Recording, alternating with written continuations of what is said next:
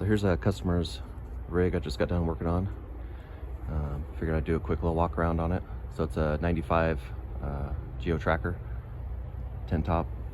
The owner's had this for quite a while. It's been his wheeler for several years. When it came to me, it had 35-inch tires on it, but it was still IFS. He had like the typical 2 or 2.5 inch suspension and a 2-inch body lift. It's still got the body lift in it now. He's going to be removing that, but so what we did is cut all the IFS out and did Toyota axles, Jeep YJ leaf springs.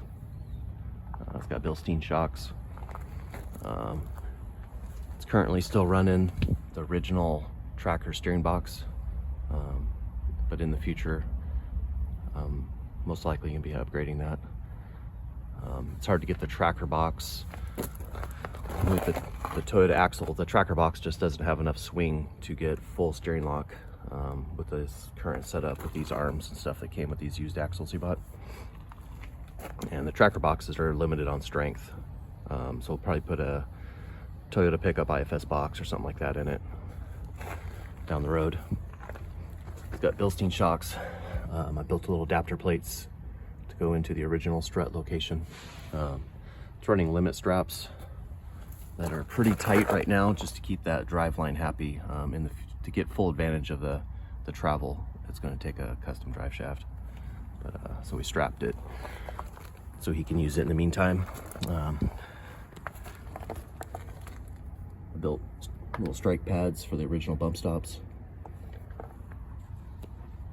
Again, kind of keep the travel under control in the front.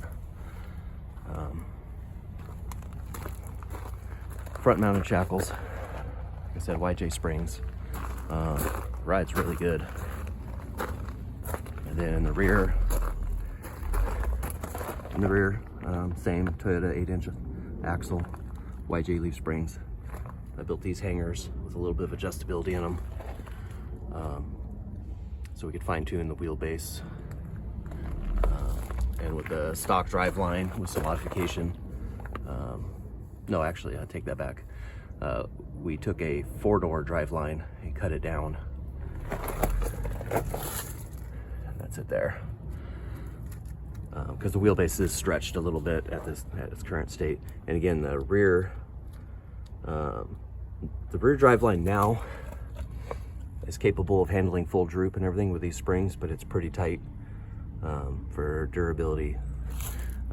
It's going to take a better drive line down the road.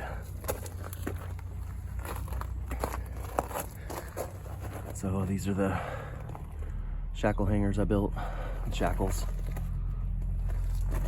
The sunlight's making it hard to see.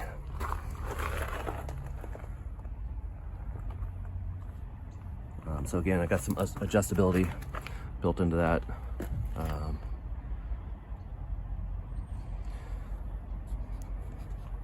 And then I built these kind of adapter brackets to bolt this bumper on that was built for a CJ7. He had this tire rack with a basket and everything from a previous build, I believe. So yeah, it's still got 35-inch tires. The axles have 529 gears, and this rig's an automatic, and it has the 424 transfer case gears in it. So it's going to be pretty good at rock crawling. It's got nice gearing. On the street, it's probably pretty close to stock. I imagine it's the tires are a little big for the gearing it's got on the road, but this thing's kind of built mostly to be just a good overall wheeler in the mountains. He's not into hardcore rock trails and stuff like that, but I think it's definitely capable. Currently it's got a spool in the back and the front's open, and I imagine down the road he might do an e-locker, an air locker or something like that. So yeah, pretty capable of rig. While I had it, we also did some work on the motor. It had an issue with the cylinder head. It was getting oil into the coolant.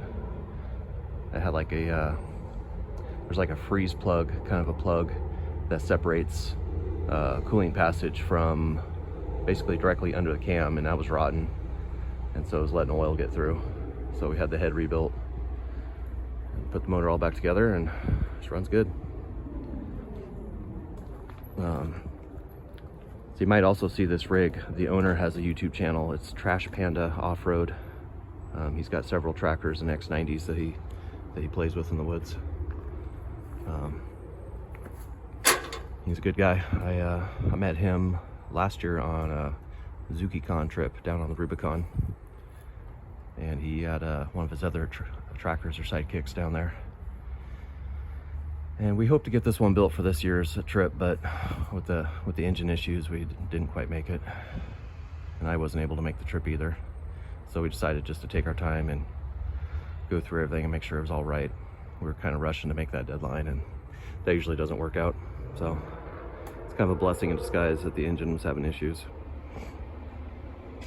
So yeah, we took another couple of weeks and went through everything and made sure it was all solid. So if you got any questions, feel free to reach out.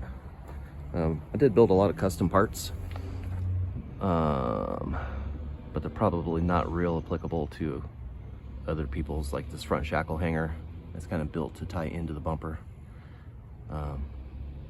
I am working on building a kit for this, as well as a lot of other parts for Suzukis, mostly Samurais, but I am interested in getting into the tracker and sidekick market. I've owned a couple of these myself.